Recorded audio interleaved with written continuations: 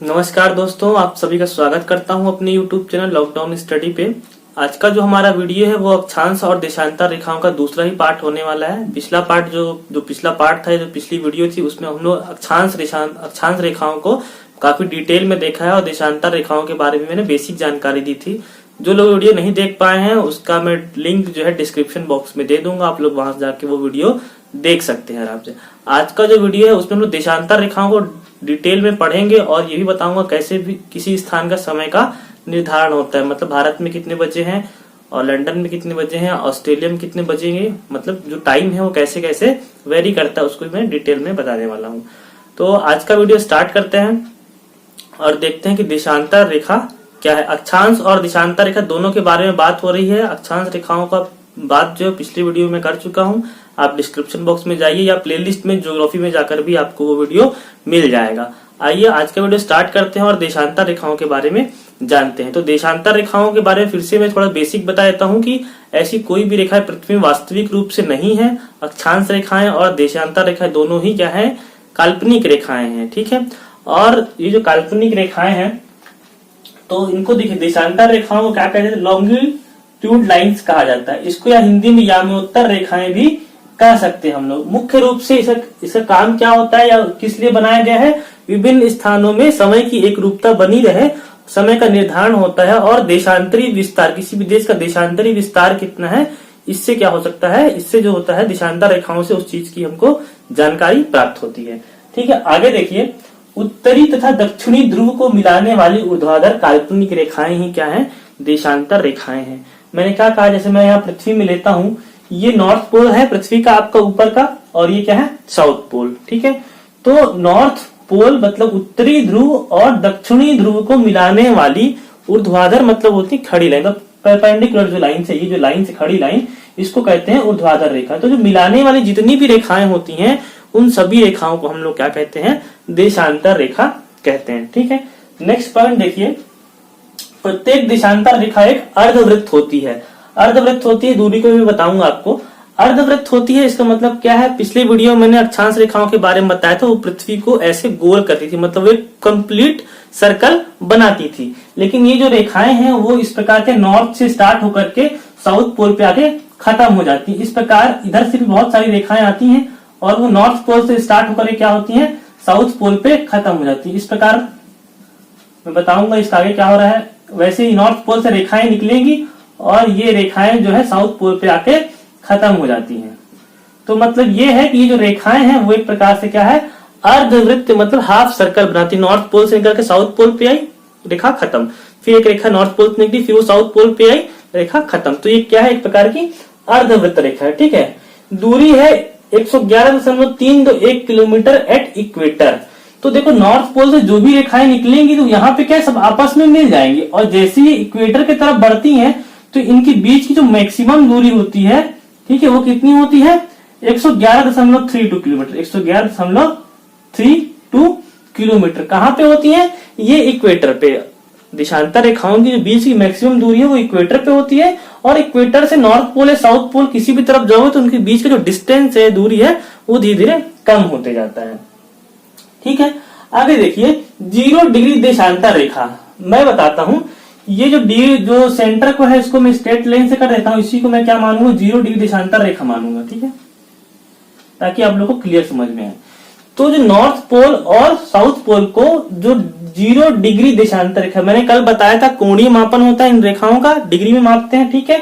तो जो सेंटर जो रेखा है उसको हम लोग क्या कहते हैं, 0 डिग्री देशांतर रेखा। इसको प्रधान याम्योत्तर रेखा भी हिंदी में कहते हैं, या प्रधान मध्याह्न मतलब मध्य से गुजरती है पृथ्वी की मध्य रेखा, और इंग्लिश में कहते हैं इसको ग्रीनविच रेखा या GMT लाइन, ठीक है। तो ये खास बात देखिए, जो सेंटर से गुजरती है ये पृथ्वी को दो भागों में बराबर 2 भागों में डिवाइड कर देती है। जो ये वाला भाग है, ठीक है, इसको कहते हैं ईस्ट साइड, ठीक है। ये पृथ्वी क्या हो जाएगा, ईस्ट साइड हो जाएगा, और ये क्या है, वेस्ट साइड हो जाएगा। तो ये जो पोर्शन हो गया उस पूरे आधे भाग को हम लोग क्या कहते हैं, पूर्वी गोलार्ध कहते हैं, ठीक है। और ये जो पश्चिमी वाला भाग है इसे कहते हैं हम पश्चिमी गोलार्ध कहते हैं। आगे देखेंगे, इसको मैं और डिटेल बताऊंगा। तो इस 0 डिग्री देशांतर रेखा से क्या होता है, आप लोगों को पता है, जो पृथ्वी का जो पूरा एक सर्कल होगा, ठीक है, तो कितने डिग्री का होगा, टोटल 360 डिग्री का होगा। तो 360 डिग्री अगर यहां से मैं काउंट करूं 0 डिग्री से, तो इधर क्या हो जाएंगे टोटल 180 देशांतर रेखाएं क्या हो जाने वाली है, इधर होने वाली है। ठीक है, और वैसे ही क्या होने वाली है, इस लाइन के इधर भी क्या होने वाली है 180। तो हम कैसे पढ़ेंगे, 180 डिग्री पूर्वी देशांतर इधर होगा। ठीक है, और 180 लाइन्स होंगी यहाँ पे, वो है पश्चिमी देशांतर इस तरफ होने वाला है। तो मतलब 0 डिग्री से 1 डिग्री पूर्वी देशांतर, 2 डिग्री पूर्वी देशांतर, 3 डिग्री, वैसे ही 100 डिग्री पूर्वी देशांतर इधर नंबरिंग जाएगी। और इधर क्या होगा, इधर भी वैसे ही नंबरिंग जाएगी 1 डिग्री पश्चिमी देशांतर। ठीक है, फिर 2 डिग्री पश्चिमी देशांतर, 10, 15, 20, ऐसे ही 180 तक यहाँ भी नंबरिंग जाएगी। 180 रेखाएं इधर है, 180 रेखाएं इधर है। ठीक है, अभी उसको आगे मैं और डिटेल बताऊंगा। 180 जो लास्ट वाली जो लाइन होगी, 180 पूर्वी देशांतर और 180 पश्चिमी देशांतर, वो एक ही रेखा होती है। ठीक है, उसको हम लोग क्या कहेंगे, अंतरराष्ट्रीय तिथि रेखा कहते हैं। अभी हम लोग यहां तक पहुंचेंगे। तो मैंने क्या बताया, जो मानक समय रेखा है उसको 0 डिग्री देशांतर को लेते हैं, ग्रीनविच मीन टाइम है मानक समय रेखा है। ये कहां से गुजरती है, ये लंदन से गुजरती है। ठीक है, लंदन मतलब यहाँ पे जो यूके है, वहां पे एक वेधशाला है, मतलब जो लेबोरेटरी है, वहां से होकर गुजरती है वो। अगर देखिए गोरे वर्ड इंपॉर्टेंट, ये एग्जाम में आपसे पूछा जा सकता है। 2 देशांतर रेखाओं की बीच की दूरी या स्थान को, 2 देशांतर रेखाएं हैं, ये 0 डिग्री है, ये 1 डिग्री अगर होती है, तो इनके बीच का जो स्थान है या बीच की जो दूरी है, ये दोनों का ये जो गैप है, इसको ही हम कहते हैं गोरे। इसके पहले वाले वीडियो में एक गैप बताया था, उसको कहते हैं ग्रिड। मतलब 2 अक्षांश रेखाएं यहाँ गुजरती और 2 देशांतर रेखाओं के बीच की दूरी को मैंने ग्रिड बताया था। अभी मैं क्या बता रहा हूँ, गोरे क्या होता है, 2 देशांतर रेखाओं के बीच का स्थान, ये जो बीच की दूरी होती है, उसे क्या कहते हैं, गोरे कहते हैं। अब देखिए जो जीएमटी है ना, पश्चिम में पश्चिमी देशांतर और पूर्व में पूर्वी देशांतर। वही मैं बताया, जो जीएमटी के जो पूर्व में जितनी भी 180 लाइन होगी वो सभी पूर्वी देशांतर कहलाएंगे, हम ऐसा लिखना पड़ेगा। और इधर क्या आएंगे, अगर 20 डिग्री इधर जाते हैं और 20 डिग्री इधर आते हैं, तो इधर की जो 20 डिग्री की जो लाइन होगी उसे हम क्या कहेंगे, पूर्वी देशांतर। और इधर जो 20 डिग्री लाइन जा रही होगी उसे हम कहेंगे पश्चिमी देशांतर। ठीक है, तो जो पश्चिमी देशांतर होगा और पूर्व में जो होगा उसे पूर्वी देशांतर होगा। तो देखो जीएमटी जो लाइन है, जिसको सर्वसम्मति से क्या है, अंतरराष्ट्रीय जो है समय रेखा मान लिया गया है, मानक समय रेखा मान लिया गया है, तो वो कहां से गुजरती है। तो ये अगर आप मैप देखेंगे, जो वर्ल्ड मैप को उठा करके, तो देखिए कहां कहां था। तो इसमें यूरोप के 3 जो देश आते हैं, उसमें खुद यूके आता है, यूनाइटेड किंगडम। ठीक है, लंदन से गुजरती है। सेकंड आएगा स्पेन आएगा और फ्रांस आएंगे। ये 3 देश जो है वो यूरोप के हैं, और यहाँ से क्या होती है, जीएमटी लाइन गुजरती है। जीएमटी में क्या बताया, 0 डिग्री देशांतर ही जीएमटी लाइन है। ग्रीनविच मीन टाइम कहा जाता है, इसे मानक समय रेखा मानते हैं। और उसके नीचे जब आप जाएंगे तो अफ्रीका में भी बहुत सारे कंट्रीज है, जहां से छोटे छोटे कंट्रीज वहां से गुजरते हैं। जैसे घाना हो गया, टोगो हो गया, माली हो गया, अल्जीरिया थोड़ा सा बड़ा कंट्री है अल्जीरिया, उसे बुर्किना फासो। ये जो कंट्रीज है, ये यहाँ कहीं आपको जो है अफ्रीका जो महाद्वीप है उसके पश्चिमी साइड आप देखेंगे गुजरती है। ठीक है, तो घाना जो कंट्री है उसकी जो राजधानी है वो बिल्कुल कहाँ पे स्थित है, बिल्कुल ये जीएमटी लाइन पर ही स्थित है। तो इतने सारे जो देश हैं, अगर एक्चुअली एग्जाम में मेन क्या होता है, हम सिर्फ लंदन याद करके जाते हैं, लंदन से गुजरती है, लेकिन और भी देशों के नाम आपको पूछे जा सकते हैं कि कहाँ कहाँ से गुजरती हैं। आगे देखिए, जीएमटी के पूर्व में व पश्चिम में 180 डिग्री तक की गणना की जाती है। वही मैंने आपको बताया, ये जीएमटी से पूर्व में 180 लाइन होंगी और पश्चिम में क्या होंगी, 180 लाइन होने वाली है। 0 डिग्री देशांतर प्लस 180 डिग्री देशांतर पृथ्वी को 2 भागों में बांटती हैं। अब देखो मैं एक एग्जांपल के द्वारा आपको बताता हूँ। पिछले मैंने एग्जांपल लिया था, जैसे कि ये एक बॉल है, ठीक है, थोड़ा क्लोज से दिखाने की कोशिश करता हूँ आप लोग को। ये पृथ्वी है, तो मान लो ये इसका नॉर्थ पोल है और ये इसका क्या है, साउथ पोल है। तो यहां से जो बीच से रेखा जा रही है, इसको हम लोग क्या मान लिया है, जीएमटी मान लिया। ये रेखा यहाँ नॉर्थ पोल से चालू होकर के ऐसे आकर के यहाँ साउथ पोल में खत्म हो जाएगी, इसके इस तरफ। ठीक है, ये इसका क्या साइड होगा, ईस्ट साइड होगा। तो यहाँ से 180 से घूमते हुए आएंगे पीछे तक, इसके जस्ट पीछे वाला पोर्शन रहेगा। और इधर से भी क्या होगा, 180 लाइन जो है वो क्या हो जाएंगी, पूर्वी देशांतर घूमते हुए इसके पीछे आ जाएंगी।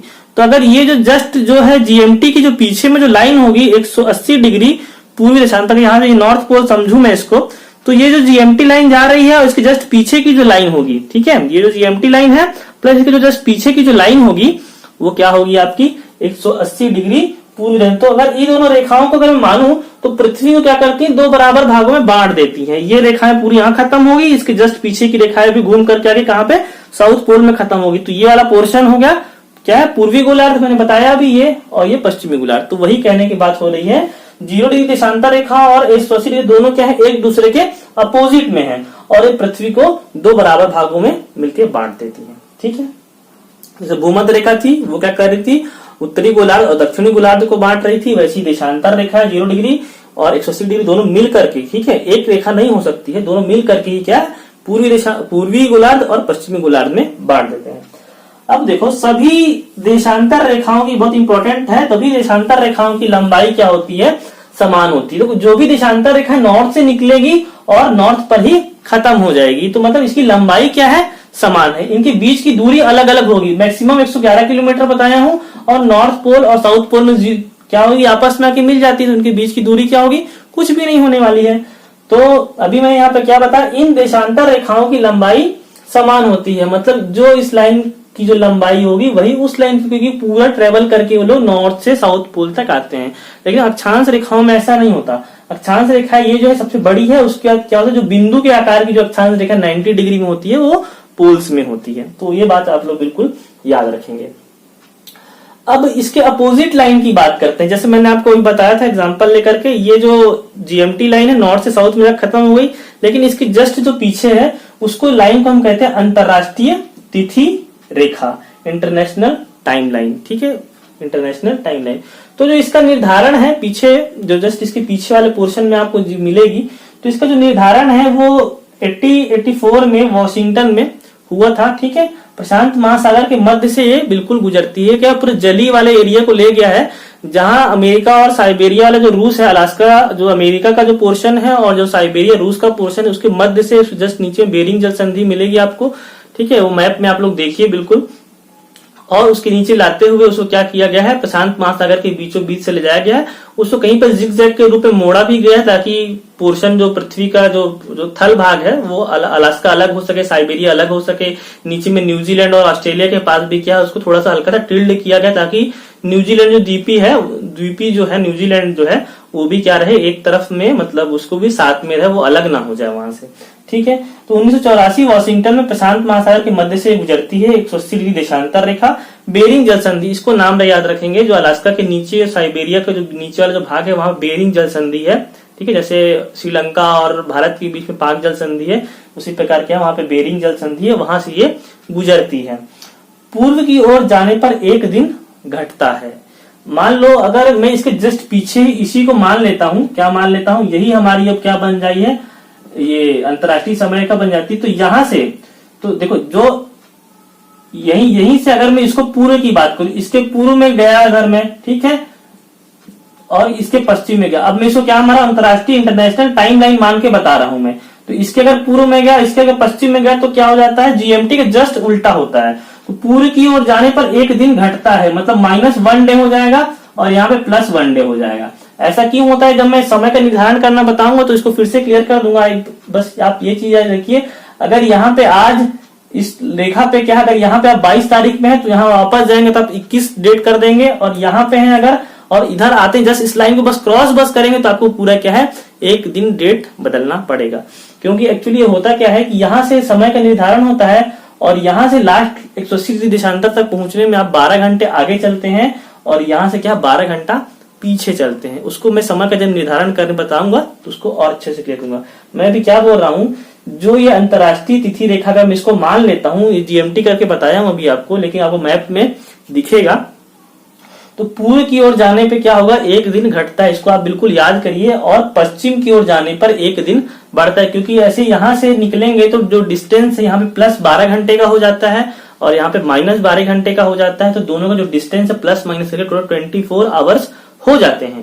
तो इसलिए क्या होता है, जब भी आप ये आईएसटी लाइन को क्रॉस, ये अंतरराष्ट्रीय तिथि लाइन को जब क्रॉस करेंगे, या इंटरनेशनल जो टाइम लाइन है, तो उसको क्रॉस करने पे जब पूर्व की ओर जाएंगे, लाइन से जस्ट पूर्व की ओर जाएंगे तो एक दिन आपको घटाना पड़ेगा, और पश्चिम की ओर जाएंगे तो एक दिन बढ़ाना पड़ेगा।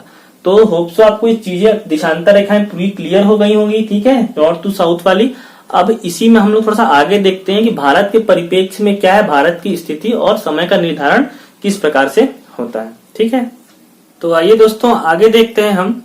आगे देखने से पहले आप लोगों को एक चीज बता दूं, थोड़ी सी मिस्टेक्स ये हो गई, जो अंतरराष्ट्रीय तिथि रेखा है इंटरनेशनल डेट लाइन कहते हैं उसे, ठीक है। मैंने बीच में भी 2 बार जो इसके परिप्रेक्ष्य में जो मैंने आपको बताया इंटरनेशनल टाइम लाइन, इससे भी कह दिया था। ये अंतर्राष्ट्रीय तिथि रेखा है इंटरनेशनल डेट लाइन, जो किसके पीछे होगी, जस्ट 0 डिग्री देशांतर के जस्ट पीछे होगी, और वहां पे डिस्क्रिप्शन मैंने आपको बता चुका है, ठीक है, जो भी होता है। तो आइए हम आगे देखते हैं, इसमें देखते हैं भारत की स्थिति कहाँ है। भारत की स्थिति कहाँ है, ये अक्षांश रेखा 0 डिग्री देशांतर, तो उसके ऊपर में है, ठीक है। कहां से है ये देखिए, अक्षांश रेखा का पहले बता रहा हूं मैं, 8 डिग्री 4 मिनट उत्तरी अक्षांश से 37 डिग्री 6 मिनट क्या है उत्तरी अक्षांश। मतलब क्या है, मैं क्या हो रहा हूँ, किसी किसी बुक में आपको 6 डिग्री मिल जाएगा जो अंडमान निकोबार के नीचे से लिया जाता है, ठीक है, और 8 डिग्री कहाँ है, तमिलनाडु वाला है। तो ये जो 0 डिग्री अक्षांश रेखा है उसके ऊपर में जाइए, दोनों तरफ मैंने क्या लिखा है, उत्तरी अक्षांश लिखा है, ठीक है। कई लोग क्या समझ जाते हैं, जो तमिलनाडु वाला जो एरिया वो दक्षिणी अक्षांश है, और जम्मू कश्मीर वाला है वो उत्तरी अक्षांश है। ऐसा नहीं है, भारत जो है पूरी तरह क्या है, ये उत्तरी गोलार्ध भी होगा, और उत्तरी अक्षांश क्या है, यहाँ तमिलनाडु से लेता हूं मैं तो 8 डिग्री 4 मिनट से 37 डिग्री 6 मिनट, 37 डिग्री 6 मिनट कहां से गुजरेगा, वो जम्मू कश्मीर के ऊपर वाले पोर्शन से गुजरता है, ठीक है। तो अक्षांश की बात होगी। देशांतरी विस्तार देखिए भारत का 68 डिग्री 7 मिनट, 68 डिग्री 7 मिनट पूर्वी देशांतर, मतलब इसको हम क्या कहते हैं, जीएमटी है हमारा। इसकी इधर जाएंगे तो पूर्वी देशांतर कहां से गुजरेगा, ये वाला है 68 डिग्री 7 मिनट मैंने लिखा हुआ है, गुजरात से गुजरेगा। और 97 डिग्री 25 मिनट पूर्वी देशांतर, 68 डिग्री 7 मिनट पूर्वी देशांतर से लेके ये अरुणाचल प्रदेश का जो पूर्वी जो लास्ट छोर है वो क्या हुआ, 97 डिग्री 25 मिनट। तो हम ये कह सकते हैं जो भारत देश की जो स्थिति है, 8 डिग्री 4 मिनट उत्तरी अक्षांश से 37 डिग्री 6 मिनट उत्तरी अक्षांश के बीच, तथा 68 डिग्री 7 मिनट पूर्वी देशांतर और 97 डिग्री 25 मिनट पूर्वी देशांतर के बीच है। और भारत पूरी तरह से उत्तर और पूर्वी गोलार्ध में स्थित है, मतलब भूमध्य रेखा से ऊपर वाला उत्तरी गोलार्ध और जीएमटी लाइन से उधर वाला क्या हो जाएगा, पूर्वी गोलार्ध। तो भारत पूरी तरह क्या है, उत्तर पूर्वी गोलार्ध। एक चीज का विशेष ध्यान देंगे, जो गुजरात से जो लाइन गुजरती है इसे हम लोग क्या कहते हैं, पश्चिमी देशांतर कह देते हैं, और अरुणाचल प्रदेश से पूर्वी देशांतर कुछ लोग इसको समझ बैठते हैं।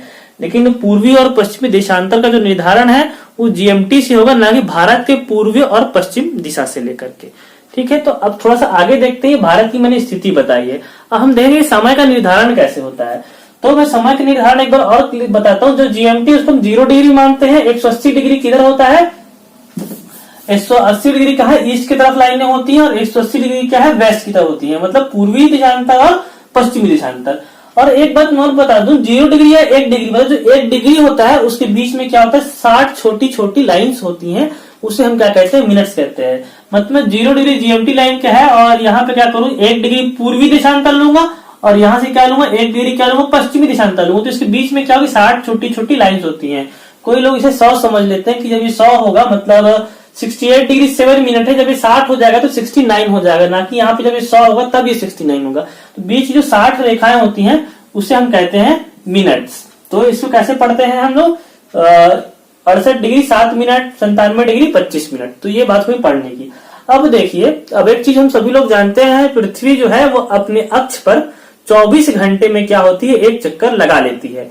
24 घंटे में एक चक्कर लगा लेती है, इसका मतलब ये होता है कि जो पृथ्वी 24 घंटे में 360 डिग्री घूम जाती है, ठीक है, 360 डिग्री अपने अक्ष पर घूम जाती है।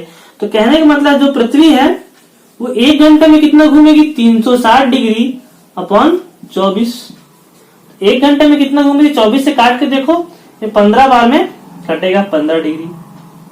तो पृथ्वी 1 घंटे में 15 डिग्री घूमती है। अगर मैं इसको इस प्रकार देखूं उल्टा करके, पृथ्वी जो है 15 डिग्री जो घूमती है 1 घंटे में घूमती है, तो 1 घंटे में मैं 60 मिनट ले लूं, 60 मिनट ले सकता हूं, इसको कोई दिक्कत नहीं है। 1 घंटे 15 डिग्री कितनी देर में घूमती है, 1 घंटे 60 मिनट में। तो जो 1 डिग्री जो पृथ्वी घूमेगी तो वो कितने समय में घूमेगी,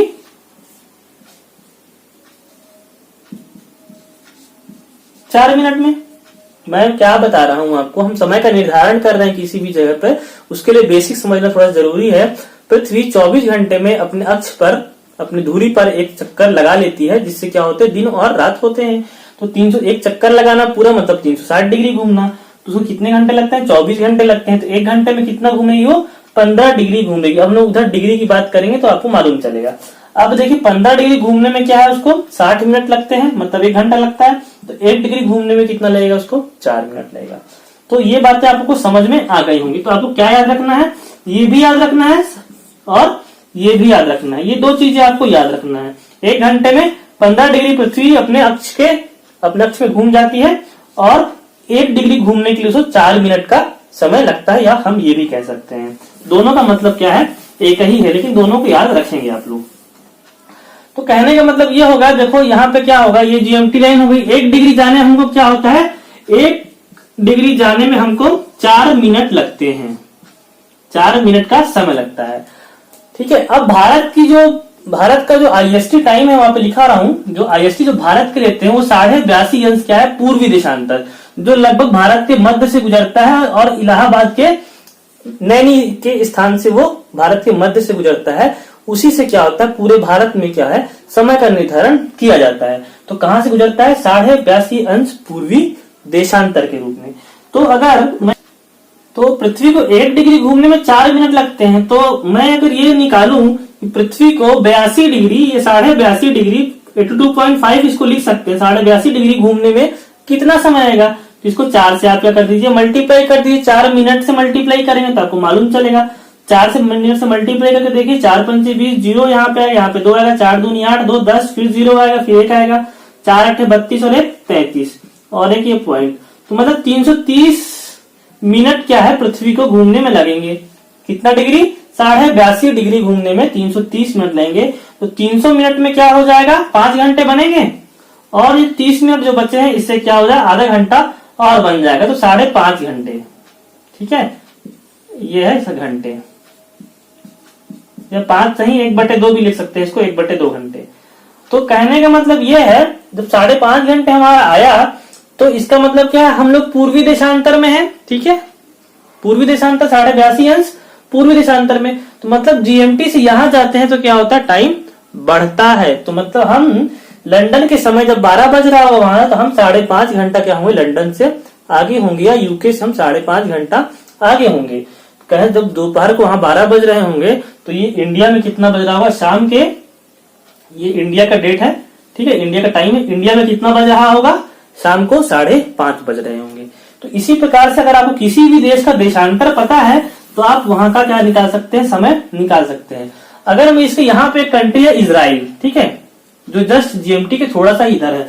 अगर मैं इजराइल की बात करूं, ठीक है, इजराइल की अगर बात करता हूं मैं, वहां का क्या है, मान लो, ऐसा मैं मान रहा हूं, ऐसा रियल में नहीं होगा, 10 डिग्री क्या है, पूर्वी देशांतर है, उसकी स्थिति क्या है।